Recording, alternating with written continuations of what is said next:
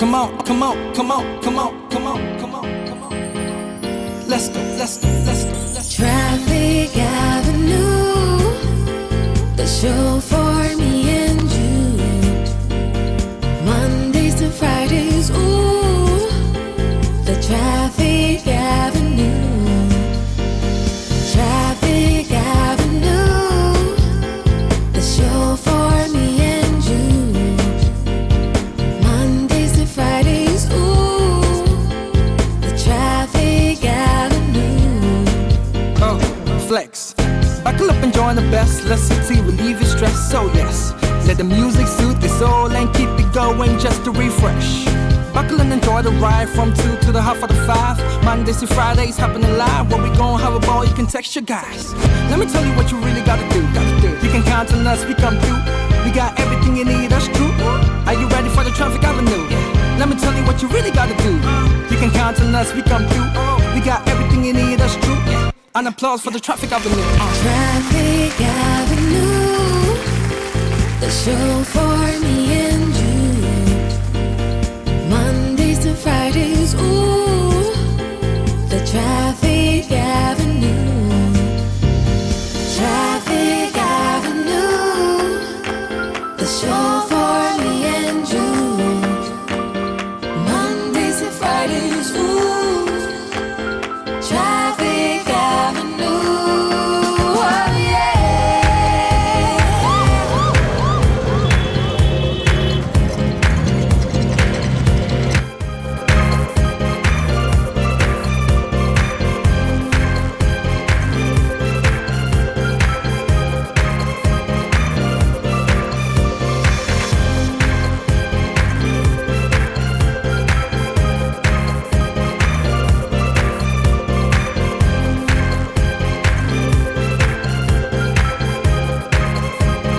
Detailed news, unparalleled coverage. City News on 97.3 FM. Eyewitness News. Be there as it happens. City News.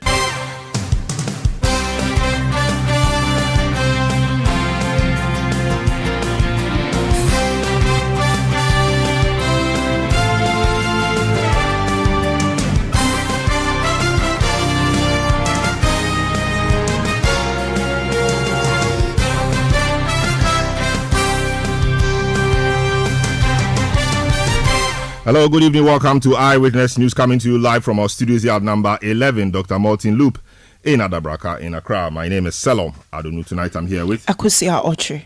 Coming up in the next 90 minutes, public sector workers or public services workers union petition President Akufo-Addo to remove National Identification Boss Ken Atefa from office for what they call unfair practices and violations of laws and policies. Also coming up, Global Info Analytics pulls John Mahama ahead in his latest polls for election 2024, but says Dr. Baume is making some inroads with first-time voters. We'll tell you more later. Still to come. It's an unfortunate development, and I think that is contemptuous of the Commission, because especially in the case where this meeting was summoned at their instance. CLOGSAG boycotts meeting with the National Labour Commission and Fair Wages and Salaries Commission as their strike begins to bite. Stay with 97.3 Citi FM for more on this and other stories on Eyewitness News and in Business. Ghana's exports to the European Union in 2023 hit 2.6 billion euros. Will bring you more from the Trades Ministry. There is more business in the next 50 minutes. Eyewitness News is live across the country and on all our affiliates and around the globe at citynewsroom.com. In the Upper West region, we are on Tupani Radio 88.5 in Nadoli and Jirapa 96.1 FM. In the Upper East region, this is Recast 92.1 FM in Bongo, Namu. In the Northern region, North Star Radio 92.1 FM in Tamale. In the Northeast region, Nobia FM 98.1 in Narerugu. Also in the Western region, this is Beach 105.5 FM in Takrady, Sky Power 93.5 FM in Takrady as well. In the Ashanti region, Focus 94.3 FM on KNUST campus in Kumasi, and Orange 107.9 FM also in Kumasi. In the Volta region, this is Sela Radio 97.1 FM in Dabala, and Holy FM 98.5 in Aflao, and in the Savannah region, this is Kasha 99.5 FM in Damangu. Your comments are welcome via our WhatsApp line 0549 986 996. You can follow me on Twitter or X at Selom Adonu. The hashtag, as always, is Citi Newsroom. Let's go to Akosia for our very first story. Well, let's go to the courts, especially the Supreme Court, because it has set July 17, 2024 for the ruling on the motion for the interlocutory injunction application filed by Richard Delasky and Dr. Amanda Odoi, seeking to prevent the transmission of the anti-LGBTQ plus bill to the president for his assent. All these injunctions, if granted, would remain in effect until the court makes a final determination on the substantive matters of the cases. Counsel for Dr. Amanda Odoi, Dr. Ernest Akon, argued that if the bill, if approved, imposes a direct charge on public funds violating Article 108, the Attorney General, Godfred Yeboah-Dame, countered that the Speaker's discretion is not unconstrained by the Constitution, hence warranting the Apex Court's decision on the injunction application. Or the Chief Justice announced to the court that the two cases will not be consolidated and separate rulings will be delivered. Now, away from that, many applicants who attempted to register or renew their businesses at the Registrar General's Department in Accra were left disappointed following the industrial action by members of the Civil and Local Government Staff Association of Ghana, CLOGSAG. Or the association bemoans that the government has failed to implement the proposed new salary structure approved by the Fair Wages and Salaries Commission after 1.5 years since an MOU was reached. An affected applicant who was not attended to shared his frustration with Citi News. I didn't know that they will be embarking on a strike this morning. When I got here, I was told that, today they're on strike because the government has been able to resolve some pending issues with the RLD and other issues. So that's why we are all here just thinking aloud why such a situation. For all this while, they were saying that it's been about 3 years when they went onto a negotiating table to see how best to solve it. The government has been adamant in helping them situate whatever thing that they had to. They've come into an agreement with. We are just here in despair, don't know when they'll be resuming. It's like an indefinite strike. Yeah. So we are just trusting God that the government, we are pleading with the government to intervene. Whatever negotiations or conclusions they came to, the government should try and resolve it so that businesses can still go. That was an affected applicant who was turned away due to the ongoing strike by the Civil and Local Government Staff Association. Eyewitness News on 97.3 Citi FM. We understand that the leadership of the Civil and Local Government Staff Association, CLOGSAG, today failed to attend a meeting with government and the National Labour Commission after the meeting was arranged for today. Let's speak to the National Labour Commission. Its Executive Secretary, Ofosu Samoa, has joined us on the line to help us appreciate the matters better. Hello, good evening, sir. Welcome to Eyewitness News. What can you tell us about this meeting? At whose instance was this meeting called? This meeting was at the instance of the CLOGSAG, who had indicated that the agreement with government had not been met and that they will want to embark on an industrial action for that matter strike from today. So they gave us the notice. And upon their notice, we requested the ministries involved to respond, as well as the Office of the Senior Presidential Advisor, who was leading the Ministerial Committee on the negotiation, which they duly did. And for that matter, the meeting was scheduled for today. Unfortunately, yesterday they declared a strike, and today they failed to attend. And they wrote to us challenging the constitution of the commission, that is the panel. So the commission has looked at it, and we have been directed to respond, referencing them to section 136 and 178 of the Labour Act, and then reschedule the meeting on the 10th of July. I see. Go ahead. Meanwhile, they have to call off the strike. I see. So they called for the meeting, and when was this? As far as it's more than 2 weeks ago. I don't have the file before me, but it was at their instance. Yes, but they think, was it not the case that they thought by informing you were going to cause the employer to resolve the matters which were going to make them go on the strike? And that is what we did. You see, when they wrote to us indicating that they had an agreement with government as far back as 2022, and implementation was supposed to be from 2023, and that the government has not performed this part. We wrote to the government through the ministry, the senior presidential advisor, who was heading a joint listing of the Ministry of Employment, the Ministry of Finance, the Fair Wages and Salaries Committee, which were negotiating with them on the new piece, their salary structure. Then the ministry, the office of the senior advisor, wrote that yes, they had met, was it in April 22nd and April 26th. And at the meeting, they had formed a committee to come out with an implementation plan. And on that committee, we have the chief director of the Ministry of Employment, Mr. Kizito Bala. We have the technical advisor to the Ministry of Employment, that is the Honorable Bright Lekubure. We have the head of compensation, Mr. Jolu, from the Ministry of Finance.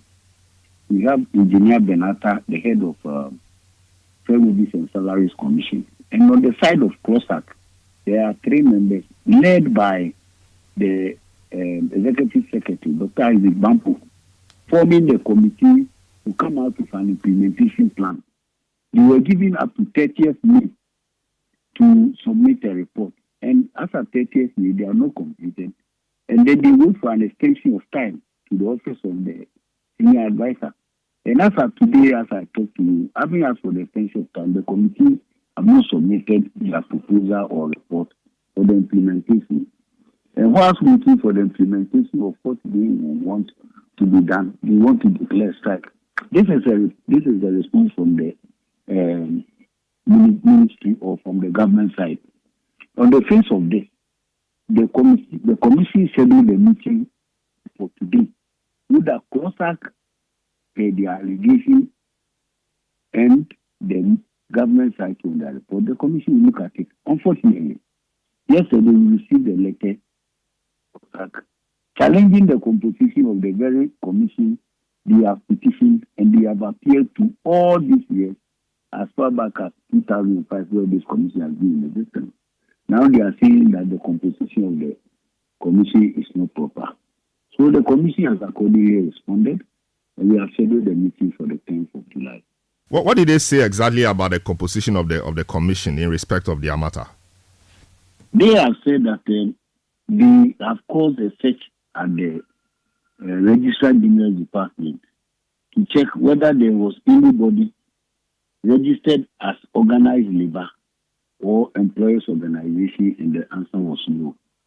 And their reference point was that Section 136 of the Labor Act, it deals with the composition of the commission, means that there shall be 6 representatives, 2 each nominated by government, employers organization, and organized labor.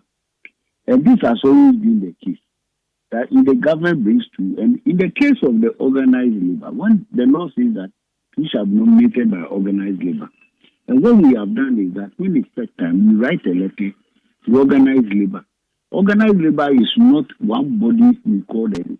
We write a letter to the TUC, the Trade Union Congress, the CLOGSAG, including they themselves, CLOGSAG, GFO, Ghana Federation of Labor, and ICU. And because when you go to Section 178 of the Labor Act, 178(2) makes that the Trade Union Congress and the other trade unions, whether affiliated to the Trade Union Congress or not, which are in existence immediately before the commencement of this act, shall not be required to apply for registration by reason only of the coming into force of this act. so that all these unions that were existing before the coming into force of this act are presumed or recognized or saved by this clause, right, of the law, that they don't need to go and register. So if you go to the right to say that under this, whether any body was registered as organized labor, I mean, the clause is there. So, and this is what we have been doing. Surprisingly, you were surprised to know that they were part of the selection process. They were part of the selection process of the representatives of organized labor on the commission. And when they go to the National Tripartite Committee and they say wherever there is organized labor, they are part of it. And so I don't know why they are telling it. Even that they are dealing with more of a frivolity than attacking the issue anymore. Anyway, the commission has directed that we respond to the letter, which we are doing, and schedule a meeting for the 10th. So when was this letter delivered to you? The letter from them stating it was delivered yesterday. Very well. But so who were the people the commission put on the commission, if I should say, or I mean the committee, in respect of the labor, in respect of the organized labor? That is, there are two nominees, Dr. Fedo and then Mr. Kubidabo.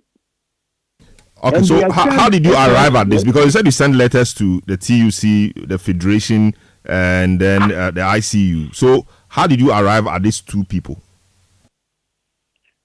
They are nominees of organized labor.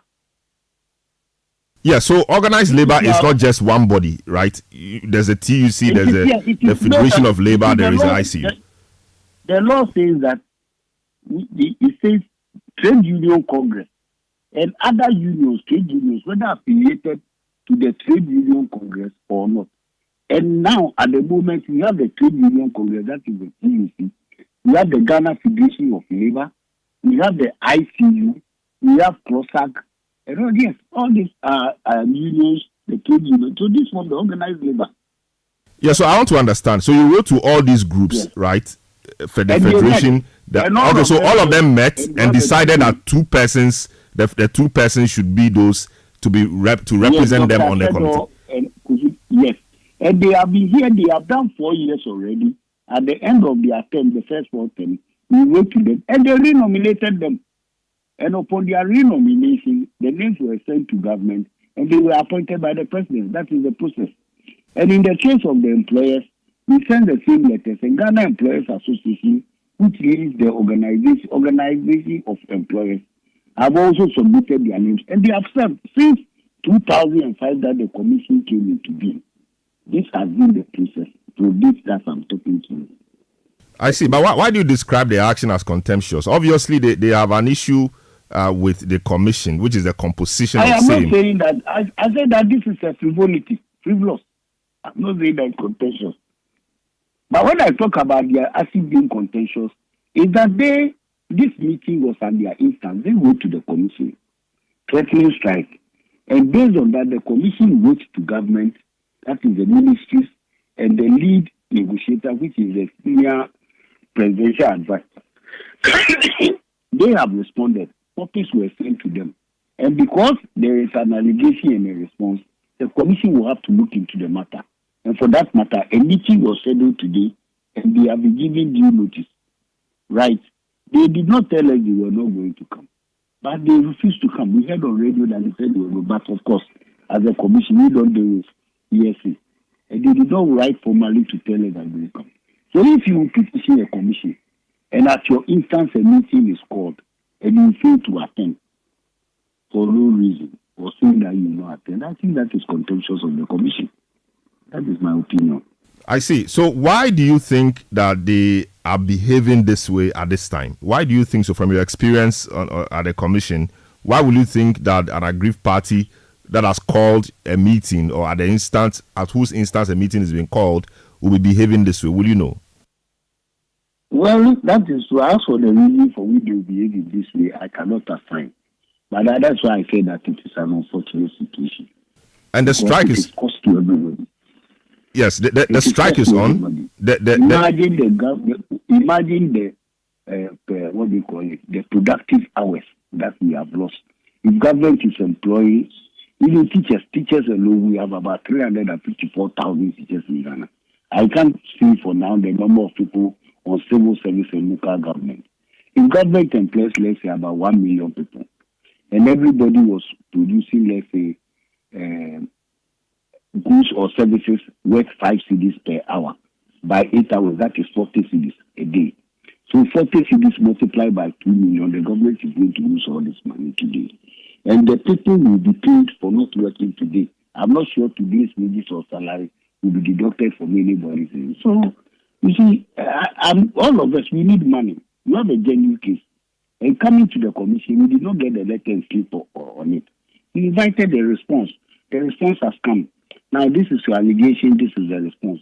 Come before the commission and let us settle the matter. You understand me? So that at the end of the day, you get your money. In the case of CTAG, I'm sure you are aware.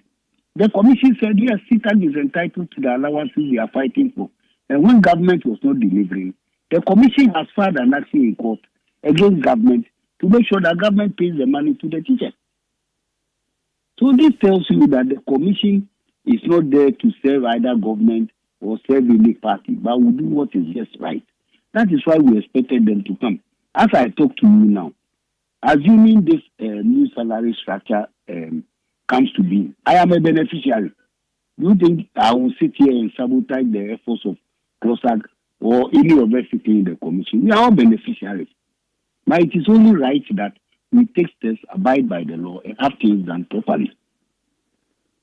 I see. So the commission, yes. So the next meeting date is the 10th of July. Yeah, and the 10th of July. In the meantime, you are asking them to call off the strike.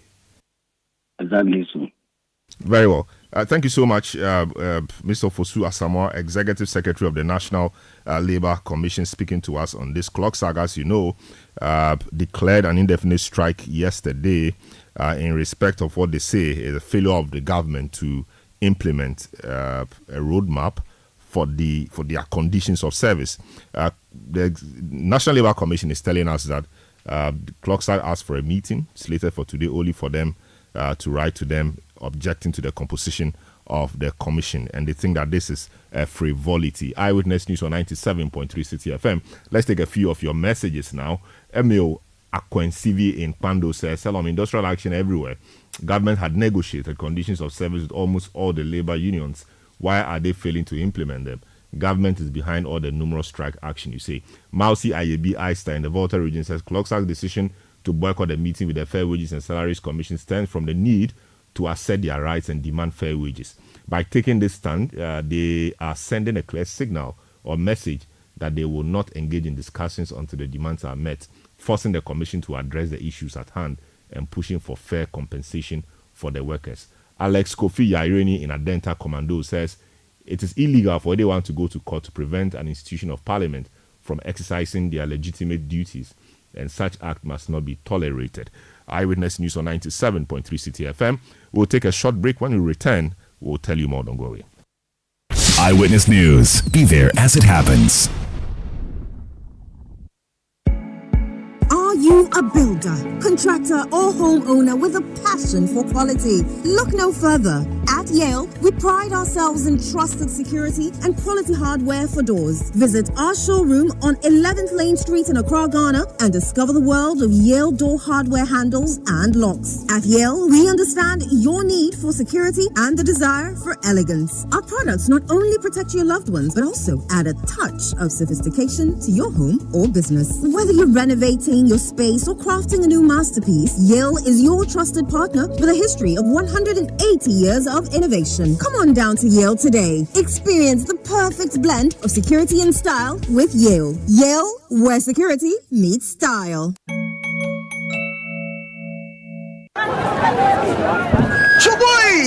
We have a new leader in town. Obiarenti. Amafo. Madam was Sibebre. When him say my baby, maybe more charcoal for whiter teeth. More charcoal. Not only that, maybe lemon. More lemon. Zinc for fresher breath. More zinc. And fluoride for stronger teeth. Introducing the new President Charcoal Pack with more power with a combination of charcoal and lemon for naturally whiter teeth. Grab yours now. This advert is FDA approved. Hey, today. I can't wait to watch my favorite sports on my newest NASCO television. Charlie, the view be clear, Papa. HD quality you can trust. Ever since Kwame became a star with NASCO, if not football, then it's chilling with his friends with some ice chill drink from NASCO's refrigerator because it chills so well. No wonder his friends can't resist but come to watch their games here. I think they like the cool breeze with NASCO air condition. NASCO's washing machine and gas cooker makes home lovely. Go!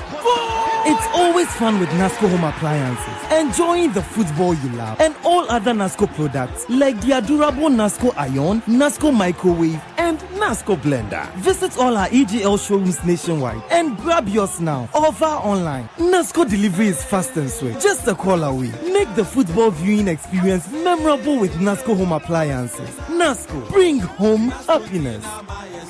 Oh, jump on now. Go. Ugomi, and what time will you come back where I don't hear the sound of your car? Why you buy new car? No, I don't change my car. It be the same right. It be the fuel way I change. Way one shouts it. Ever since I started using the all-new Excellium Premium Fuel, fortified with 3-in-1 action. Oh, Joe, now my car they run like electric car. No, it's so. This is the type of fuel where they want to. Because now engine they cost. Where they want for way if I buy it, it go protect my engine. And with the small way I buy, I go drive, sir. Absolutely. It's like strapping a turbocharger to your engine and giving it a protector. And what they bust my mindset be the 3-in-1 action, no? Excellium they prevent up to 99% of deposit. It be anti-wear, some be anti-corrosion. Won't pay when I open there. Hey, so where can I find this magical fuel? Just head over to any Total Energy service station and your car will thank you. Hey, then make a finish my gobe fast, then rush go Total Energies. My friend, but why your hand my gobe inside? I give you info. Make a feel the gobe too small. Go!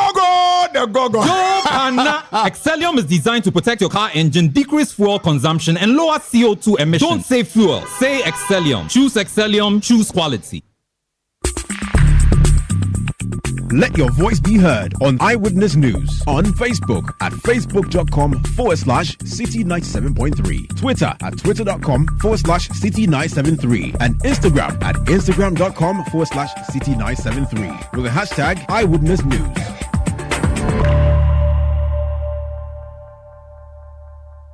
Eyewitness News on 97.3 Citi FM. Now, a number of stories for you, but still to come. The latest poll by the Global Info Analytics suggests that the 2024 presidential race is tightening amidst a nationwide tour by the vice president and flag bearer of the NPP, Dr. Mahmoud Bawumia. The poll shows that Dr. Bawumia has narrowed John Mahamed's lead in the poll. We'll tell you more about this shortly. But for now, the Public Services Workers Union of the TUC Ghana, specifically the NIA division, has petitioned the president to remove the executive secretary of the National Identification Authority, Professor Kenneth Tefua, from office. The workers allege unfair labor practices and cite poor corporate governance, among other things or reasons for their demand. The divisional chairman of the union, Francis Bankfudeme, joins me on the line to explain further to us why they want the good old prof to be removed from office. Hello, good evening, sir. Welcome to Eyewitness News. You cite, amongst other things, unfair labor practices contrary to the labor laws and human resource manual and policy, violations of SNIT, poor corporate governance, selective and administrative injustice in recruitment, etc., as the reasons why you want Kenneth Tefua removed from office. Can you elaborate on these for us, sir? All right. Thank you very much, and then good evening to your cherished listeners. Fundamentally, let me clear on the. Ever since we've been recruited into this authority, it is on record that we were recruited without conditions of service. Now, fast forward, as we began agitating for conditions of service to be implemented to enhance our earnings, the executive secretary has taught the whole country of this country, and in his regional talk, reiterated the fact that of service is very poor and needs to be worked on, and that he has submitted a proposal to fair wages an enumerated series of allowances, including commuting allowance, housing allowance, government machinery allowance, rent, among others, that staff would be entitled. And in fact, he was very categorical that these allowances were the same person who now the staff have come together, unionized, and are telling you that grant us these allowances.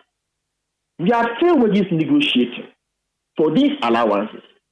He is not supportive to our move at that level. And he goes around in public on the radio station to tell the whole nation that his staff, and describe his staff as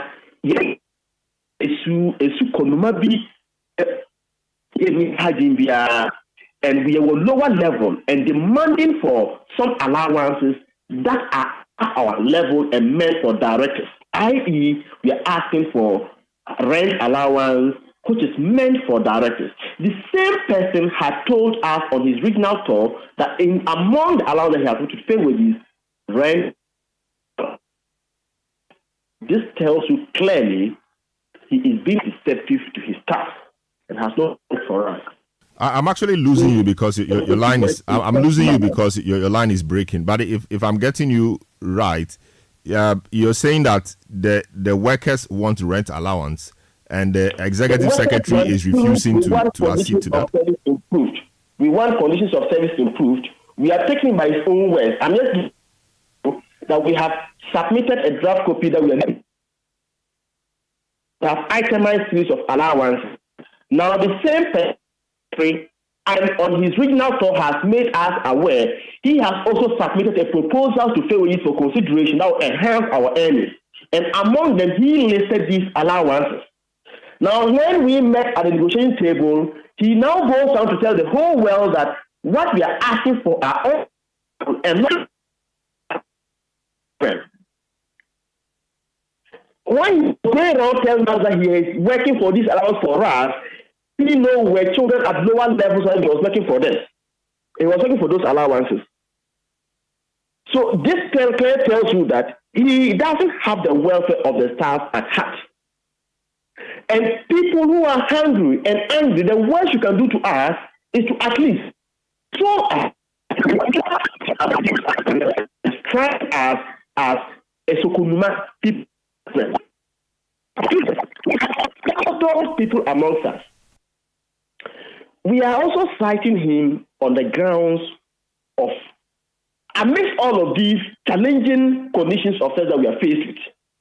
Now, the least of an error you make, you are faced with dismissal.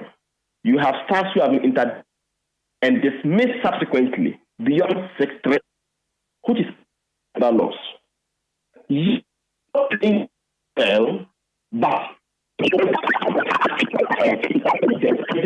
them. Your line, Francis. On mere grounds of accepting a gift from a client who has willfully opted out of the good corporate.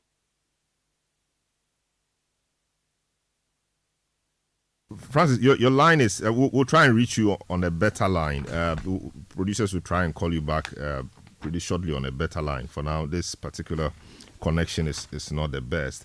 But indeed, the point really is that the Public Services Workers Union of the TUC, the NIA division, has petitioned the president for the removal of Professor Kenneth Atefa from office as executive secretary of the NIA.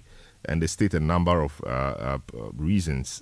They say, or they ground their petition on what they term as unfair labor practices, contrary to the labor laws and human resource manual and policy framework for the Ghana Public Services. They also say that there are violations of the SNIT law, corporate governance, poor corporate governance structure. They allege. They also allege selective and administrative injustice in the recruitment process, placement, and promotion of staff, and a number of things.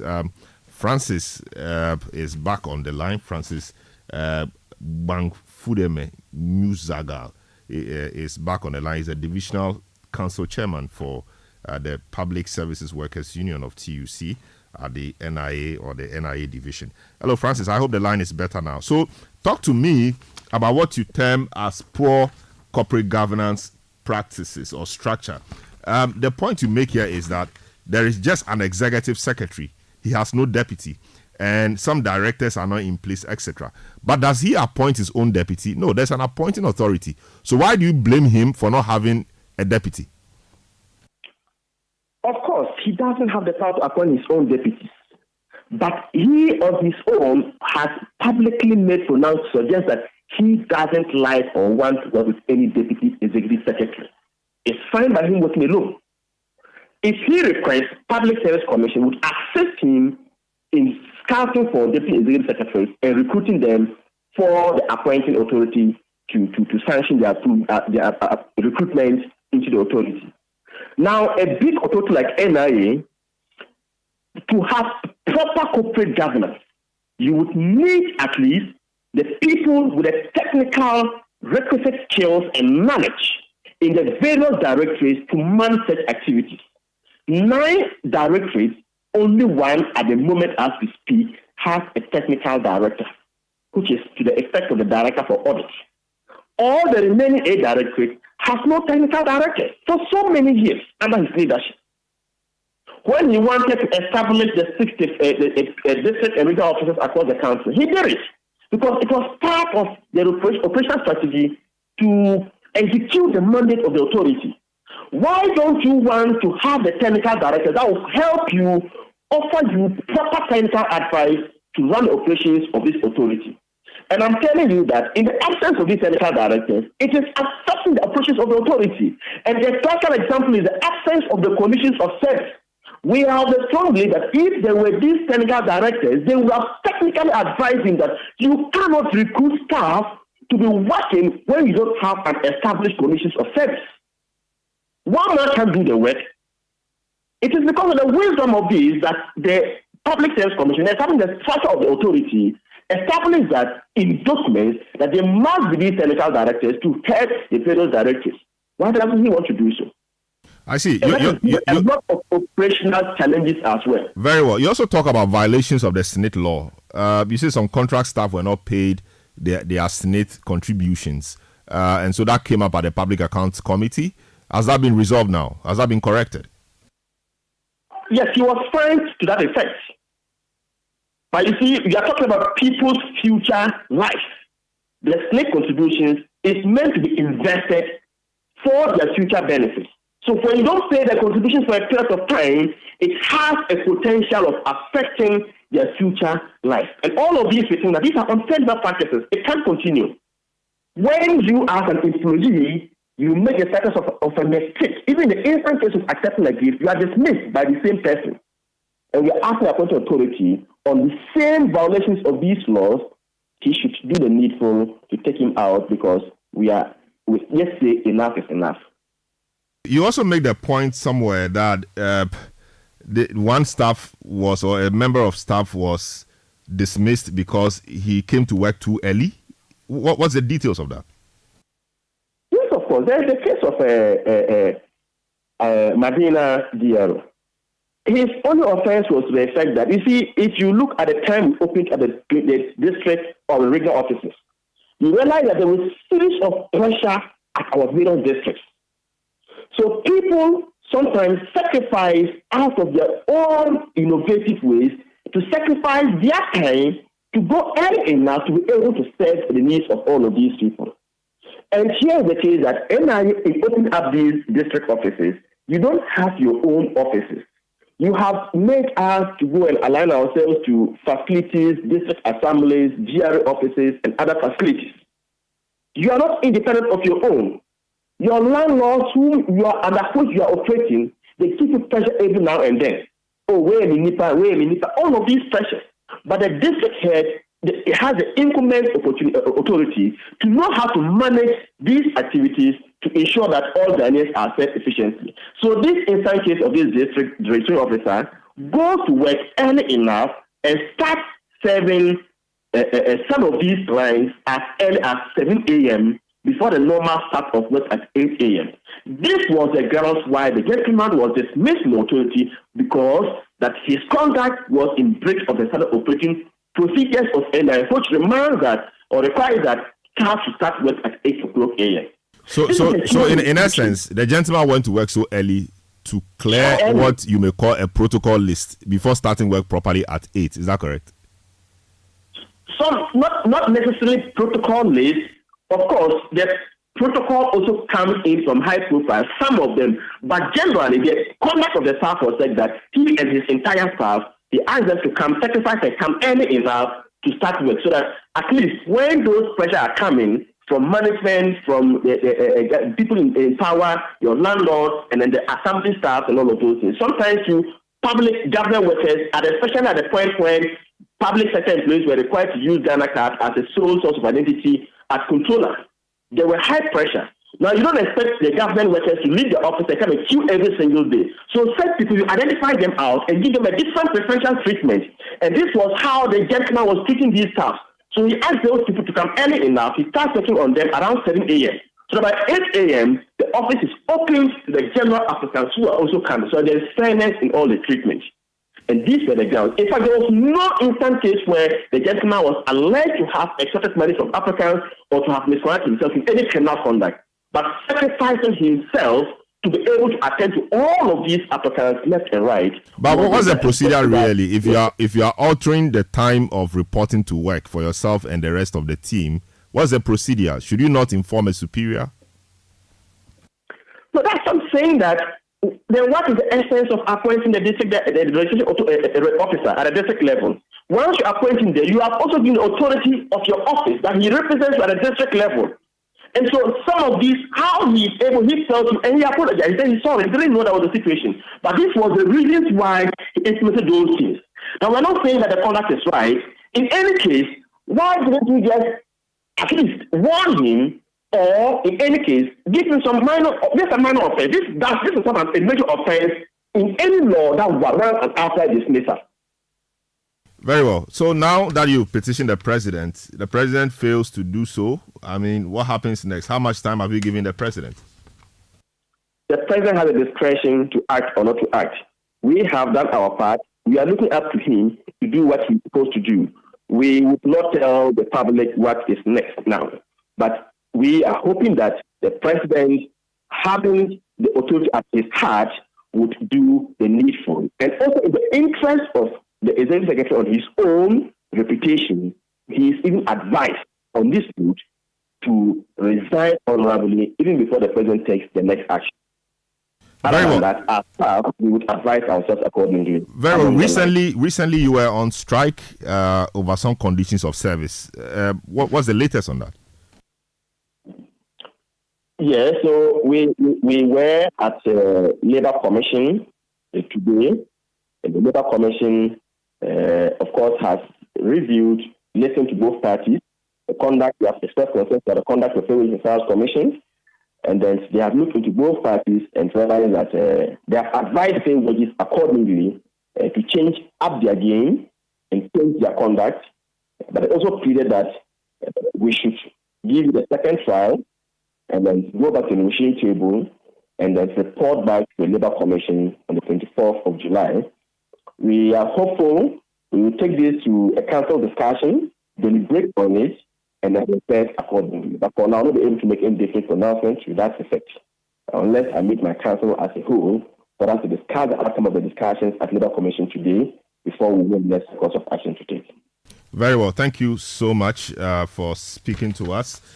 Francis Bangfudeme Muzagal, who is a divisional council chairman for the Public Services Workers Union of TUC, the NIA division. Thank you so much for speaking to us. Now, from one industrial matter to the next. Now, members of the Concerned National Service Scheme Personnel Association have today commenced an indefinite strike over allowances owed them by the government. The strike has been necessitated by a delay in settling the 5 months arrears of trainees and 3 months allowances of university graduates. The personnel say the non-payment of their arrears has resulted in their inability to pay accommodation and utility bills, their inability to transport themselves and feed themselves at work, with some developing complicated health issues. Speaking to Citi News, lead advocate for the association, Xavier Kwame Dogbe, said the treatment being meted out to the personnel shows they are not valued as contributors to the country's workforce. the first batch that has been posted, that is the graduates, most of them are not paid 3 months allowances till now. Some of them who had peculiar issues and have addressed it have 5 months allowance in arrears. And the trainees that have been posted for up to 4 months now, they have not been paid. They started work around March, so now they have not been paid. And our NSS rules, some of our NSS rules even state that from the day you have been posted to your user agencies, you are to report. And failure to report at your user agency and work for 3 months, you will be sanctioned or you will be regarded as a perpetrator and be taken off. So now that these people have not been paid for 4 to 5 months now, if they have not been able to go to work for that number of days or for those months and they have been taken out of the system, is that not going to be an abuse and against Chapter 5, Article 24, Clause 1 of the 1992 Constitution? That is our economic right. So there are a whole lot of inconsistencies in the system that no authority is trying to even recognize NSS personnel as a vibrant workforce in the state. Meanwhile, we have been very helpful in our various user agencies and to the state as a whole.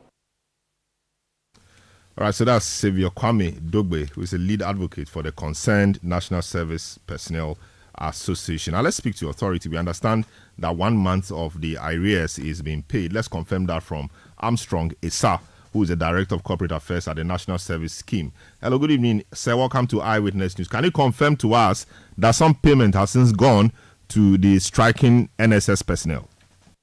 Yeah, thank you so much. Yes, but before I do respond to this, it's quite important for me to mention that NASPA has not declared a strike. NASPA is the official representative body for all the personnel. They have their national council. They have their national president, secretary.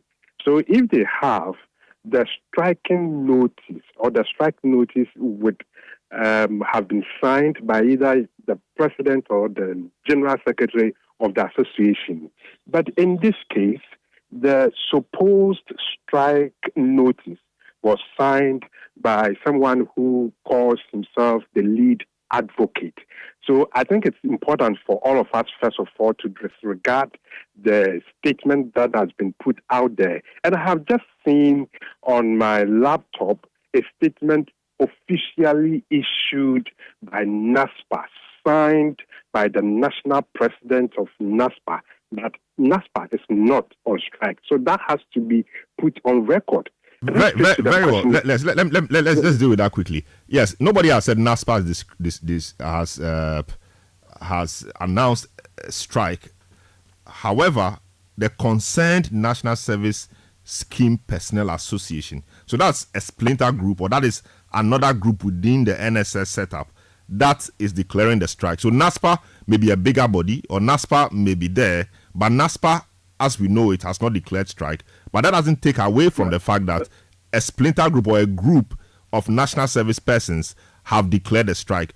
And also, I'm not sure whether it does anything to the fact that they are owed arrears. Yeah, so I think I was coming to the other question you asked, but it's also important for me to mention that in our administration, it's only NASPA that is known to us. All other bodies are not known to the management of the National Service Scheme. Their grievances and their engagement are always championed by NASPA. But to the weightier matters you mentioned, I think I want to use your medium to announce to several thousands of personnel listening to Citi that the management of the National Service Scheme has paid the allowances for the month of April. And then I'm sure some of them have started receiving the notifications on their phones. By Friday, all of them, all the National Service personnel would have received the notification indicating that their April allowances have securely been lodged in their Eastridge account.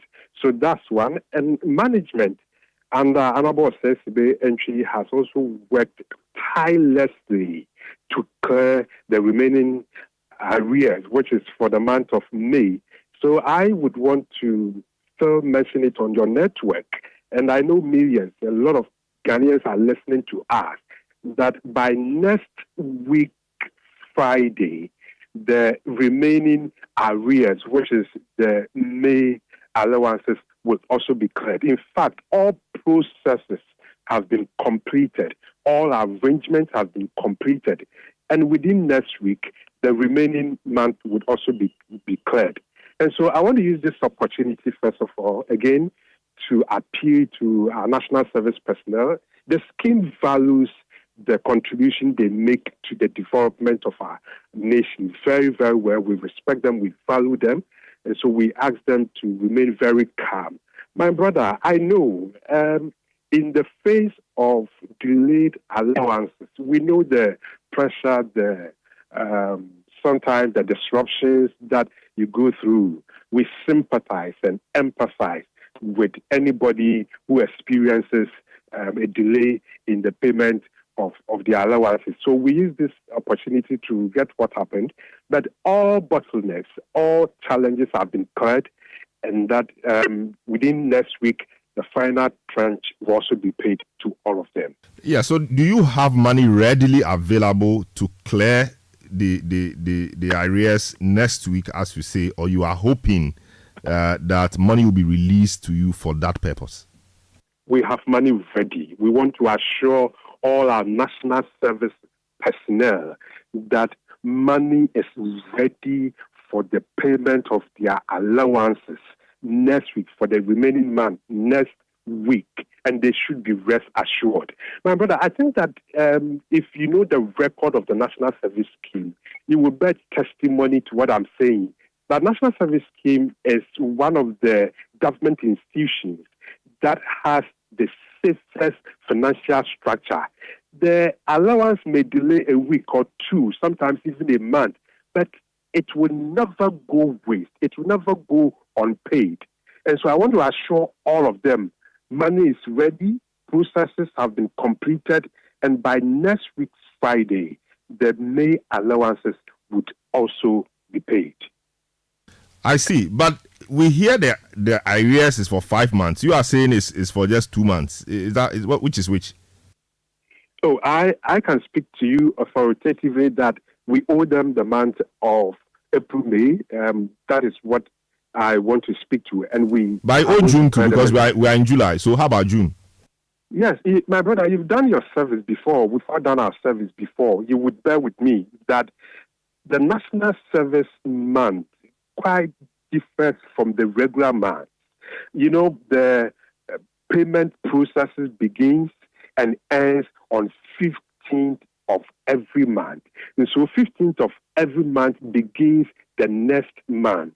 And so within the calendar of the National Service Scheme, June hasn't ended, because if you ask them, they just finished submitting their monthly assessment forms to the district, and district would send it to region for validation. It comes to the national head office for validation. Then we take it to GIFS, and then GIFS we take it to controller. GIFS look at it, then controller pays. And so our calendar is quite different. That is why sometimes when the month ends, readily the personnel will say that the month has ended, so we should be paid. But our calendar is quite different, and you bear witness to this because you've done your service. You know what I'm talking about. All right, thank you so much, Armstrong Essa. Thank you so much for speaking to us. Armstrong Essa is the Director of Corporate Affairs at the National Service Scheme. Eyewitness News on 97.3 Citi FM. We'll take a short break. When we return, we'll give you Citi Business News. Don't go away. Eyewitness News. Be there as it happens.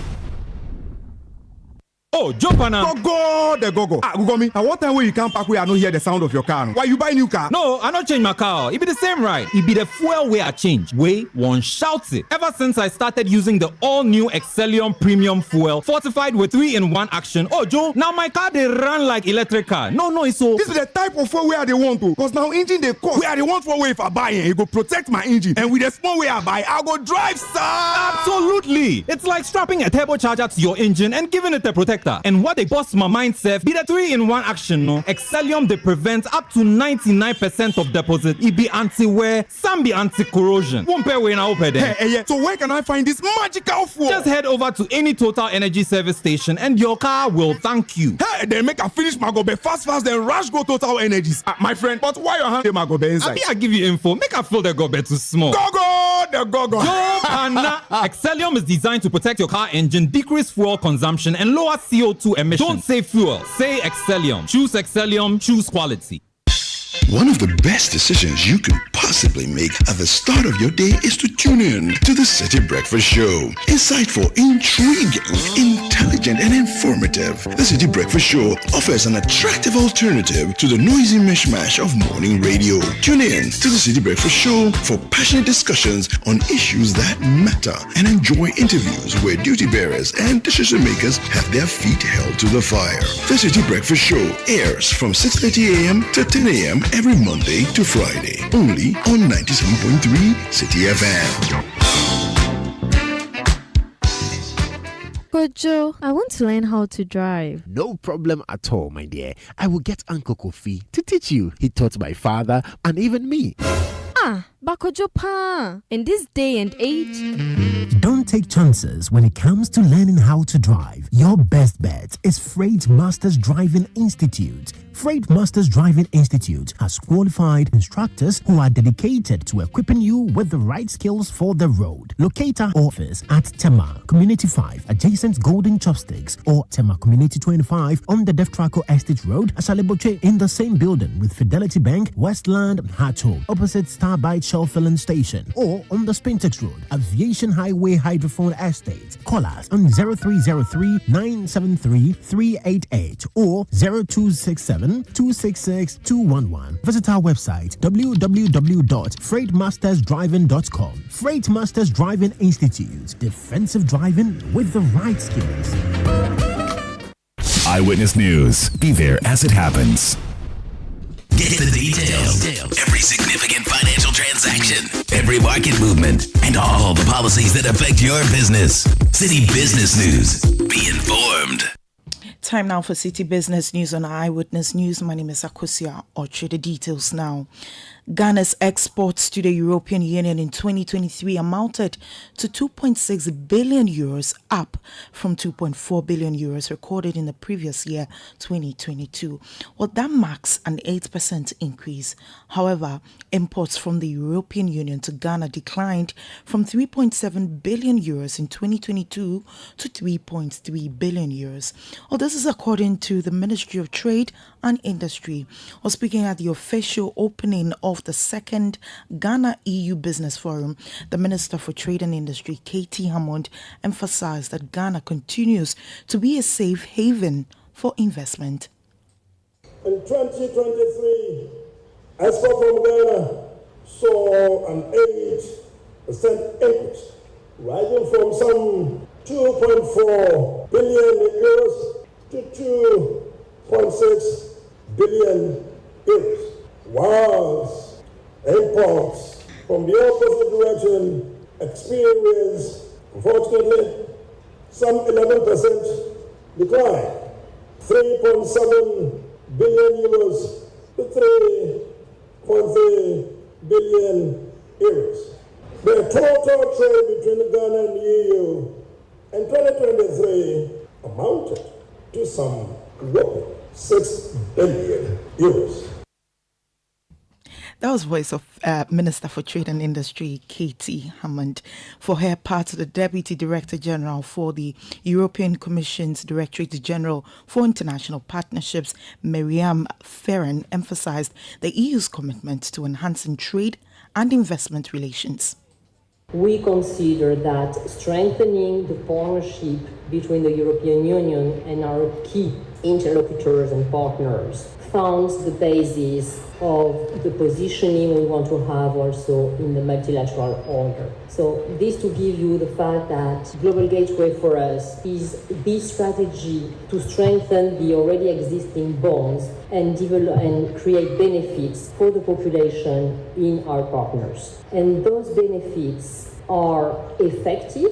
Our objective is to go for big transformational projects devised with the government in support of your national priorities in the fields which apply to our joint priorities. So in particular, the green transition, you mentioned sustainability, social inclusion. Miriam Ferran is the Deputy Director General of the European Commission's Directorate General for International Partnerships. Now, MTN Ghana has dedicated the month of July to celebrating and supporting small and medium-sized enterprises. Well, with the theme, Making Businesses Smarter and Better, the telecommunications network has committed to empowering SMEs with the tools and knowledge they need to thrive. Speaking at the launch of its SME month, the head of SMEs at MTN Ghana, Mohammed Abubakar Sadiq, highlighted the activities scheduled for the month-long celebration. The activities for this month of SME month is, number one, we have what we call the fairs. The fairs are usually activities or they are events that we organize for our SMEs so that they come patronize the fairs for them to showcase what the kind of things that they do, how they are helping the Ghanaian economy. And even within the fairs, they are able to do what we call networking. They are able to get other colleagues or other friends somewhere, and they are able to share ideas. So the key idea is that why don't we give these SMEs a platform for them to come and then showcase what they do with their customers and then what they do in their own small way. So that probably somebody may see them and the person will say, okay, or it may be business will say, let me support these people because of the good things that they are doing. So that is really the reason why we chose the month of July, and also we are also doing the fair. Apart from the fair, we have what we call the economic empowerment thing that we are doing. Accessing of financing is one of the key things that we are doing within the month. That was Mohammed Abubakar Sadiq, head of SMEs at MTN Ghana. Before we go, the government has been urged to improve on its expenditure rationalization methods by paying sustainable salaries to the public sector workers. Well, this call comes from the Director of Economic Strategies and Research at the Ministry of Finance, Dr. Alhassan Idrisu, who opined that instead of reviewing wages upwards or downwards, the government needs to focus on paying wages it can sustain in the long term. Dr. Alhassan Idrisu was speaking at the quarterly Economic Roundtable Forum held here in Accra. Compensation alone constitutes about 50% of your domestic revenue. We have those who are on the single spine, and we have SOEs who are not on single spine. So the conversation shouldn't be cut or don't cut. The conversation should be sustainable wages. It has to be wages you pay, which you can do so sustainably for a very long time without hurting the fiscal.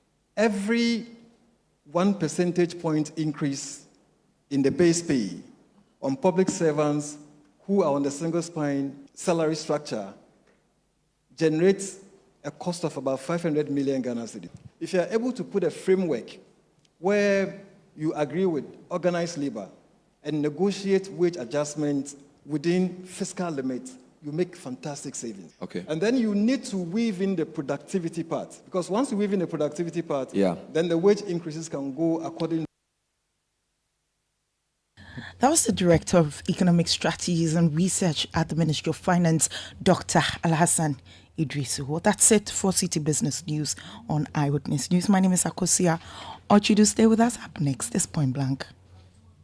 Eyewitness News. Be there as it happens.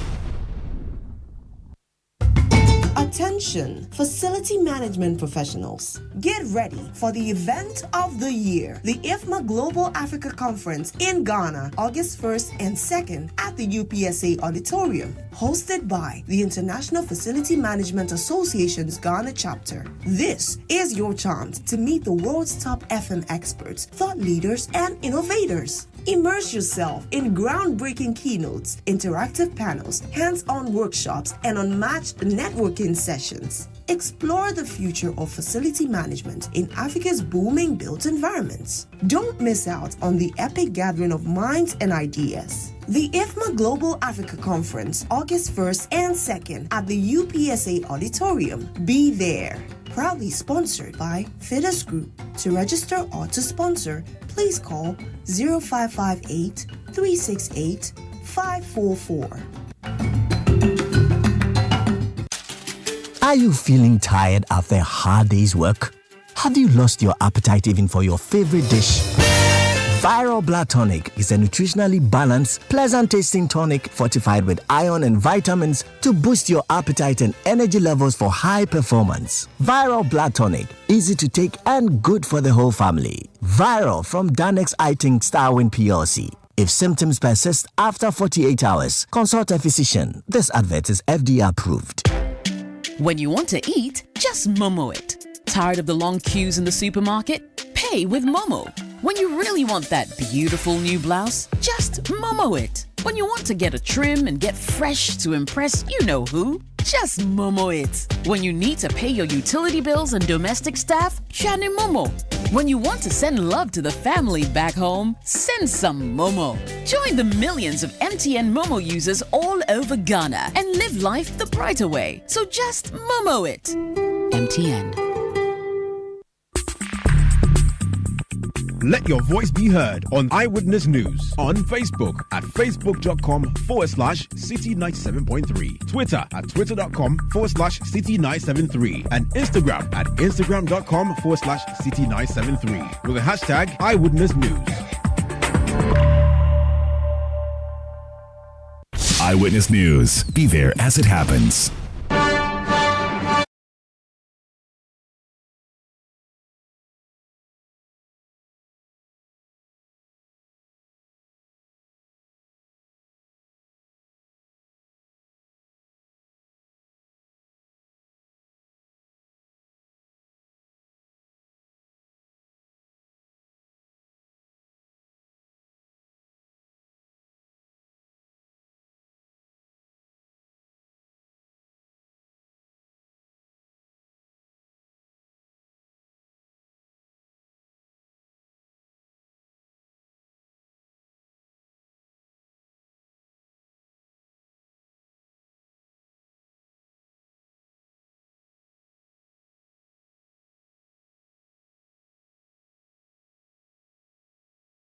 Four minutes to the top of the hour.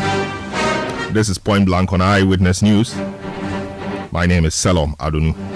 On Point Blank tonight, we delve into Global Info Analytics' latest poll, which suggests some interesting trends.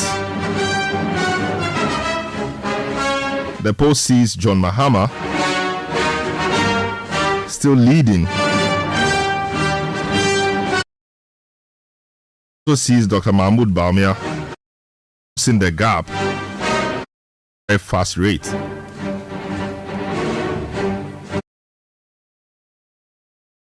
Executive Director for the Global Info Analytics, Adankwa, is guest, after which we will subject his work to the analysis of the political parties. So Musa Dankwa joins me on the phone now for some discussion on the work he's done so far. Hello, good evening, sir. Welcome to Eyewitness News. This your latest work is quite interesting. Can you tell us, within what period this work was done and what the sample space or the sample size was, and give us a brief on what the methodology generally was? All right, Shalom. Thank you very much for having me, and good evening to you and your listeners.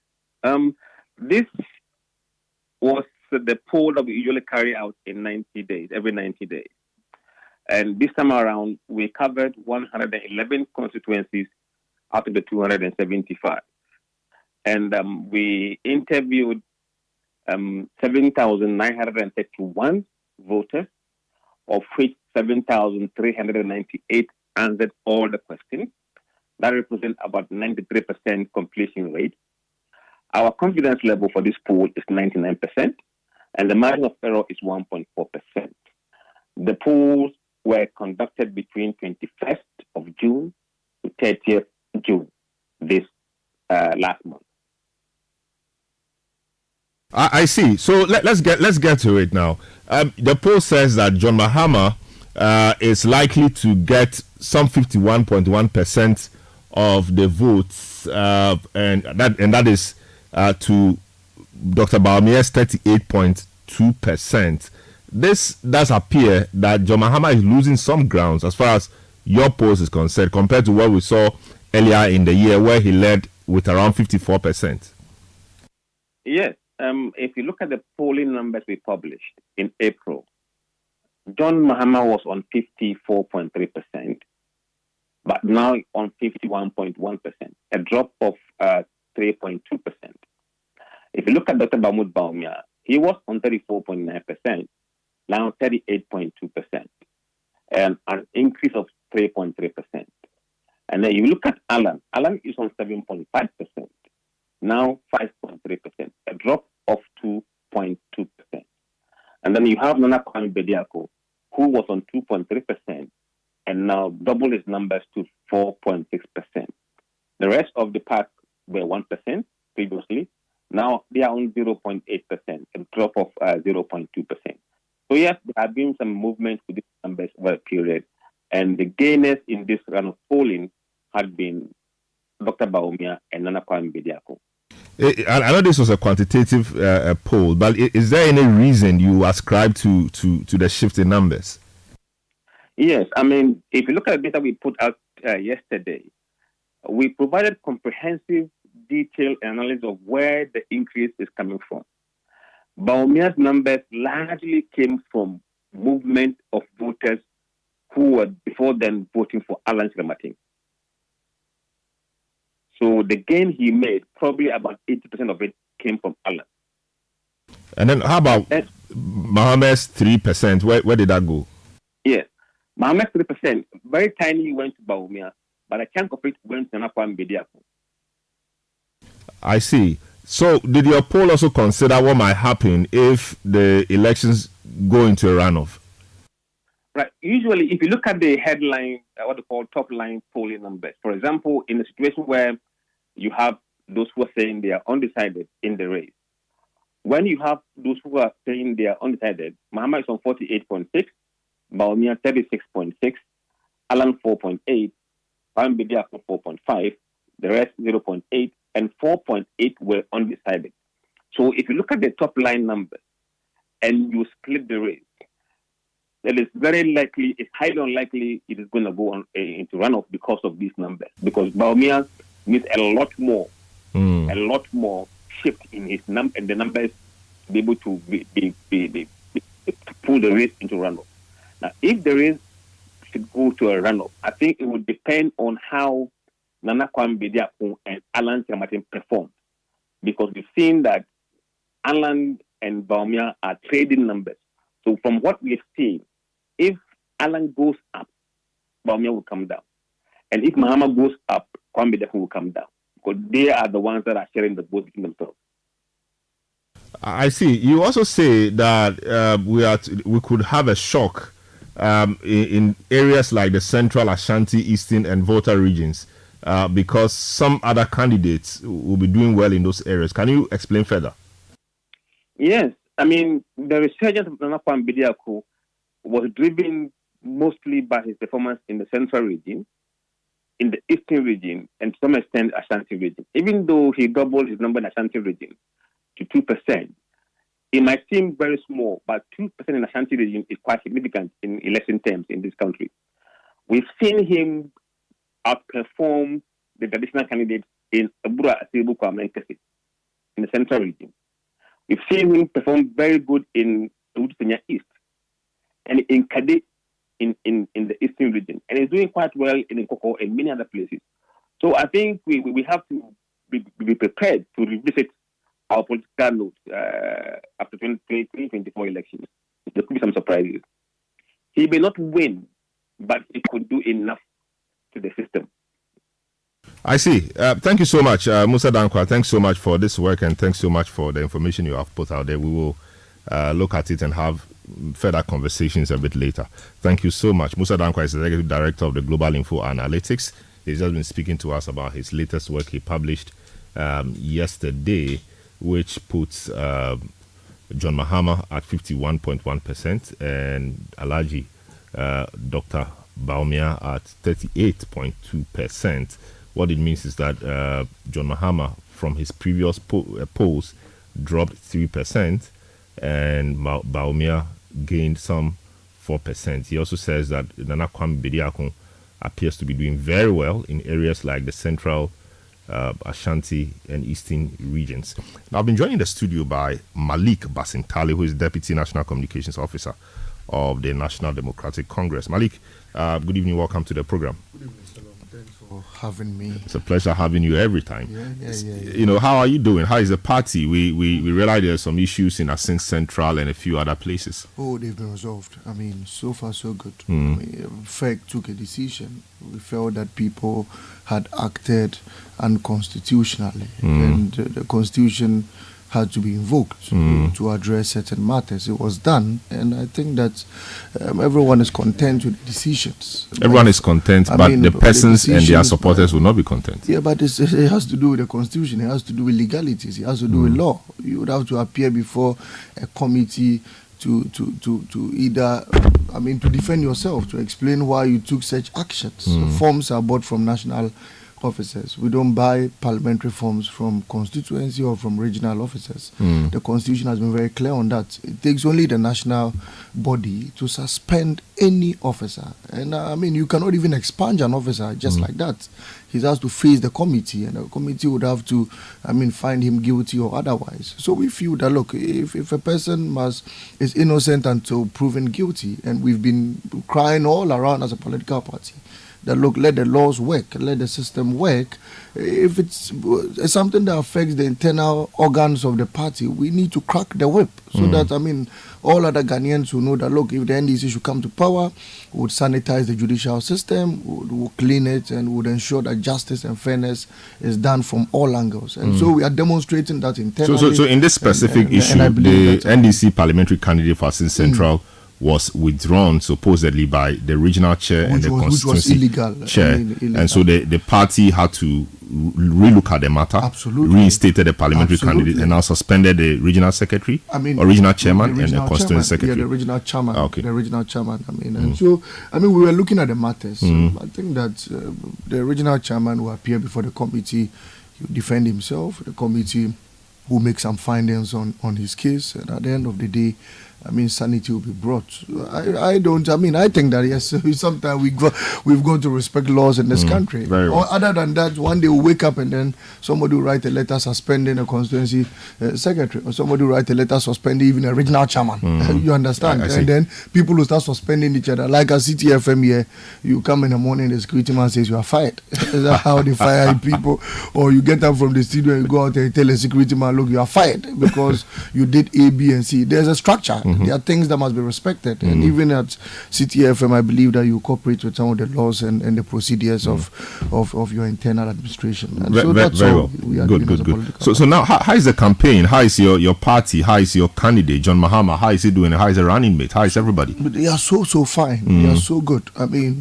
Yes, it's not easy running a campaign under hardships. It's not easy running a campaign where you have to buy a gallon of petrol for almost 100 Ghana cedis. It's not easy running a campaign where these days you take your car for service, and those days anytime I service my car, you service for 80 cedis. These days anytime I service for 800 cedis. We're using a big car, very expensive car. No, same car I was using when I used service for 80 Ghana cedis, because a gallon of oil, I used to buy 2 gallons, one for 40 Ghana cedis. Today 1 gallon of oil is 350 Ghana cedis. You can ask anyone.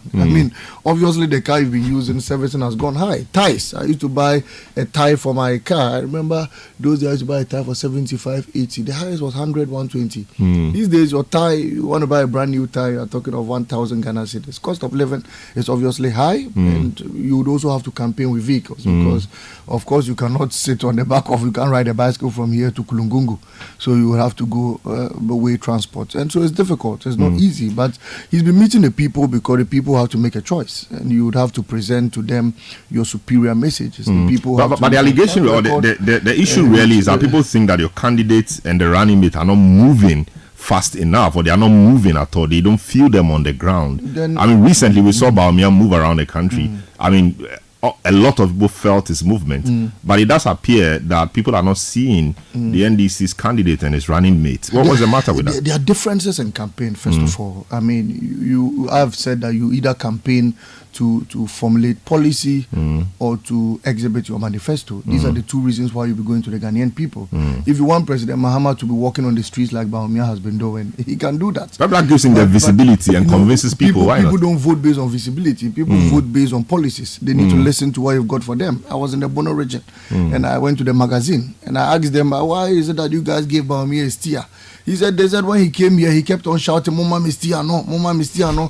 So they asked somebody to bring a home use Opel Vectra steer and they put it in his hands and they said, take this steer, and he was blowing the horn. He left there with no message. So I asked them, okay. No, the message is Mama Mistiano. Give me the steer, make me the number one. So that if people want to look at President Mahama bringing fixed rates at the port to Mama Mistiano, and they would still vote for Mama Mistiano and clear a container at over 2 billion Ghana cedis, 200,000 Ghana cedis, then they should go on.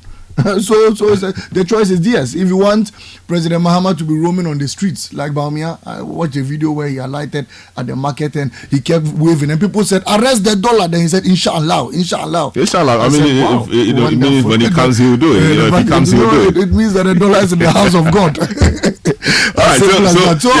President Mahama has been formulating policy. He's been telling the people what he will do for them. He went to the mining communities. He said he will set up mining refineries. He went to cocoa communities. He said he will set up cocoa refineries. He went to meet the artisans. He said, well, look, I would institute a system where all of you upon graduation would get some little support to start up your businesses. He went to meet the GPRTU. He said, we'll give you a pension scheme. He met cashew farmers. He said, I'll give you a cashew board. All around. He met hospitals. He said, nurses, don't worry. When I come into office, I'll complete all abandoned hospitals and recruit all of you. He met teachers. He told them, don't worry.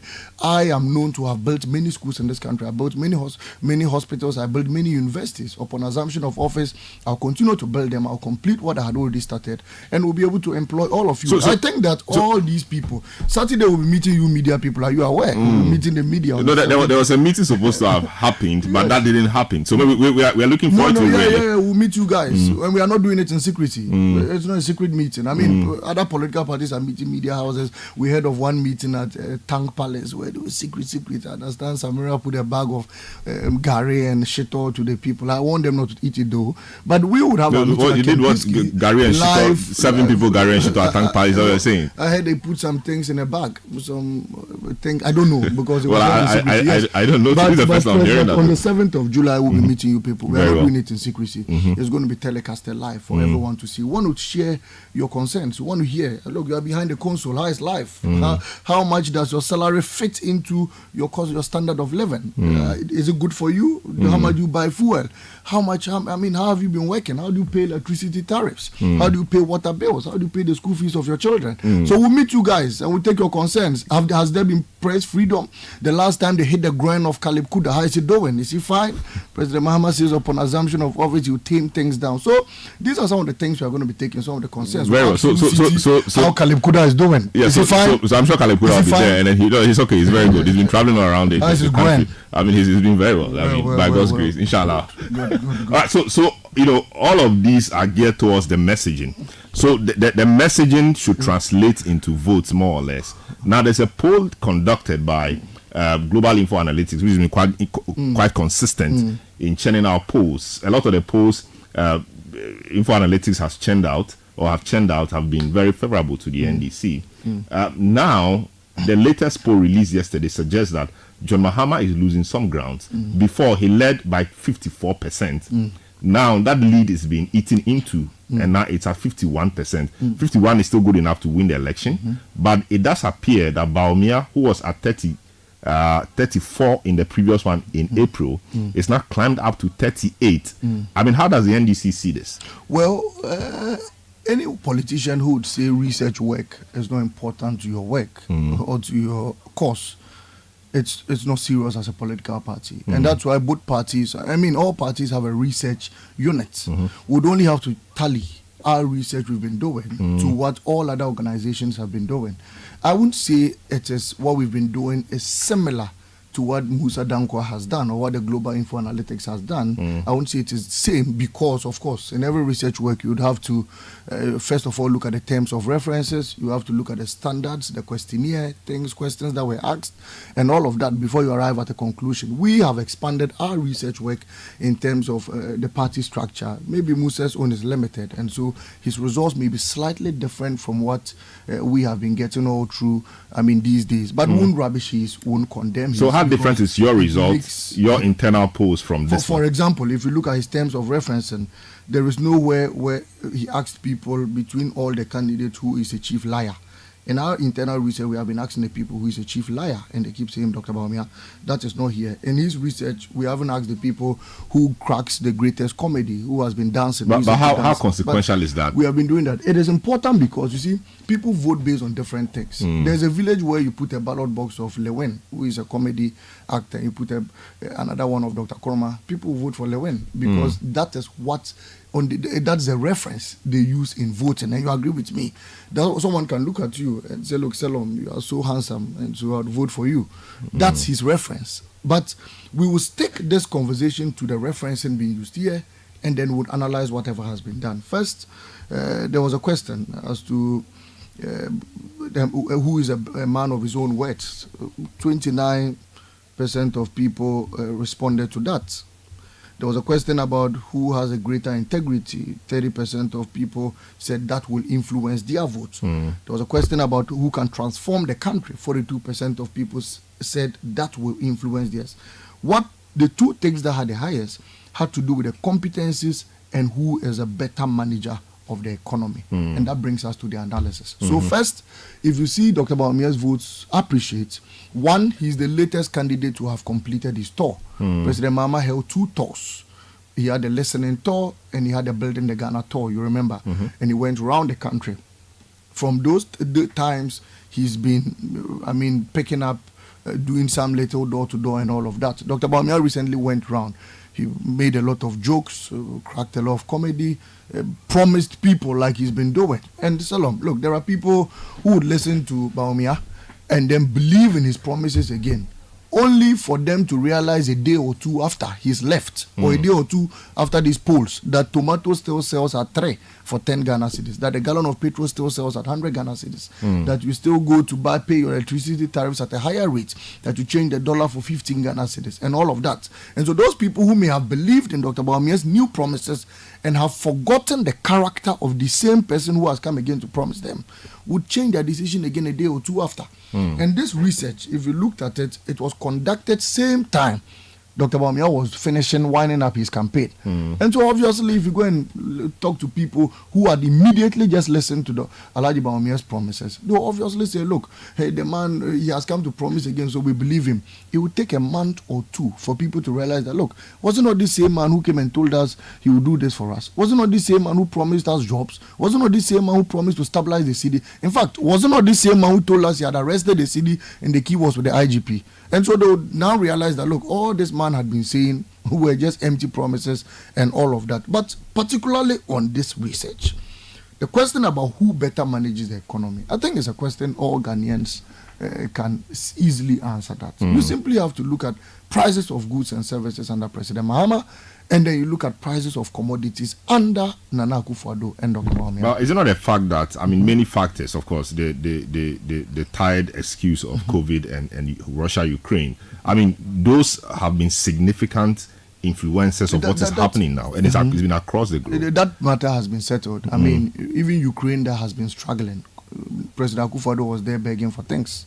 The country that takes the bombs. Your president went there to beg them for commodities, beg them for grains and what have you. And so if that country that takes the bombs, and that country has a lot more assistance coming to you from the West than almost everybody. You are going to beg from them, then you cannot use that war as an excuse. In other words, COVID gave this government over 30 billion. What did they do with it? The Auditor General unraveled that they shared COVID money like granules. They wasted over 11 billion on chop. They were unable to account for it. The remaining 10 billion they shared all in corrupt dealings. The Auditor General unraveled it. People who had cooked during COVID-19 and had not even raised certificates were paid huge sums of money. Facility was was built at Adakulu at over 15 million, used 21 million to renovate it and abandoned it to the mercy of the weather. So COVID was good news to Nanado, COVID was good news to Baumia, and it was because of COVID that they had huge sums of money in this economy. And they cannot use that as an excuse to why things were doing bad. In other words, in 2019, things were already poor. The dollar had already depreciated by over 42%. In 2019, we're already changing a dollar at 7 cedi 50 pesos. We're already buying a gallon of petrol at over 75 cedis in 2019. And the World Bank country director had already told us that Ghana was heading into a ditch and the managers of the economy were just recklessly mismanaging things and all of that. In 2020, during COVID, your president was flying a private jet, whining and dining around at £14,000 an hour.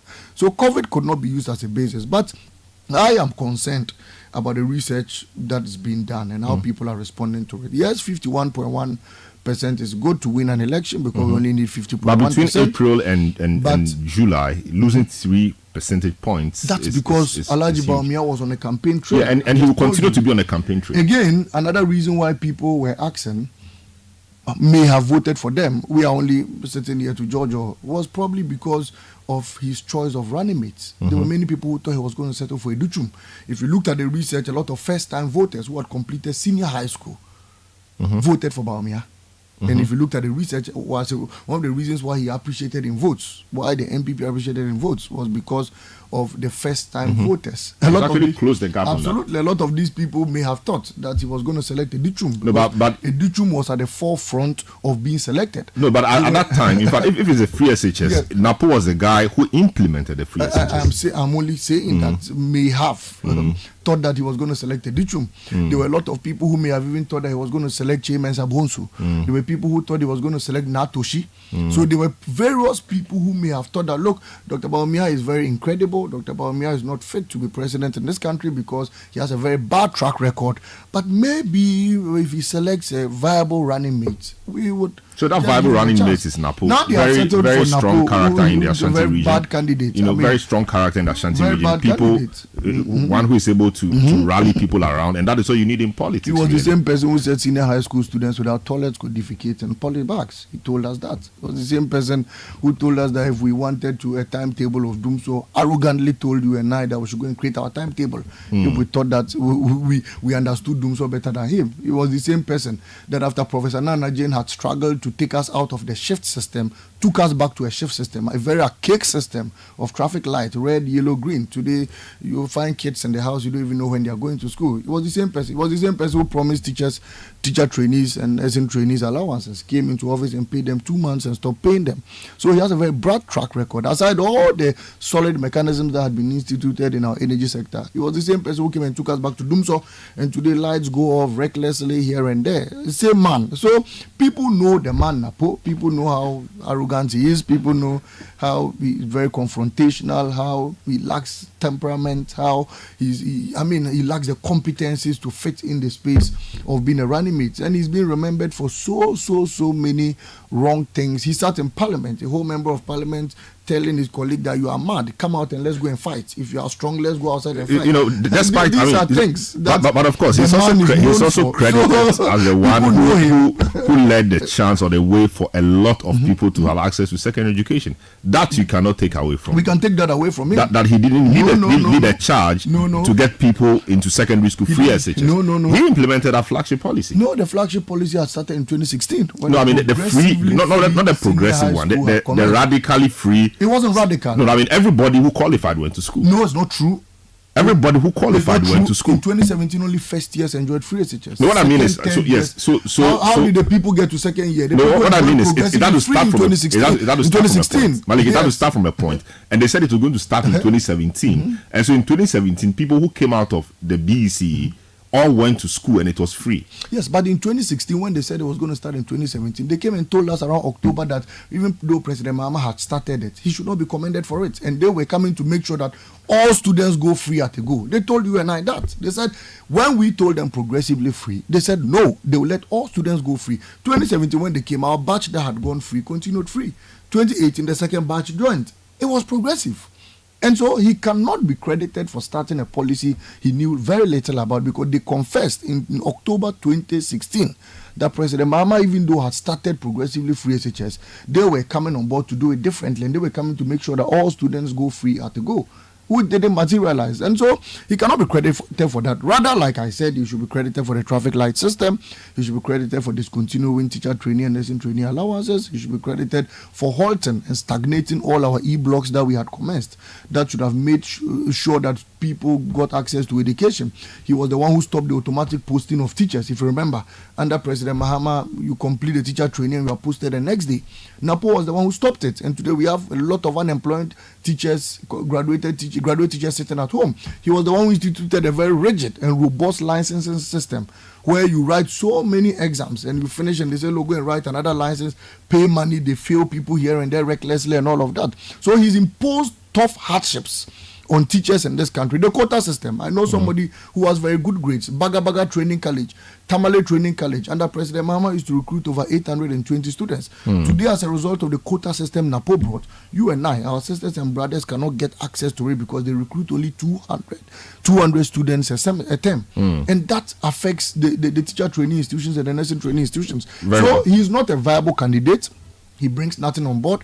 I have repeatedly said he's the last nail to hit the casket. Look, if you tie a donkey cart to a dead donkey, it cannot go to Savlogo. It will continue to be in Accra. Now, if you tie it to Baumia, who is already condemned, they cannot take you anywhere. And so we will win the election. We will continue to work hard. Though research is good, the reality is good. We are on the grounds. We'll continue to hit. See you on Saturday. We have a lot of engagements to do with you, media men. Very well.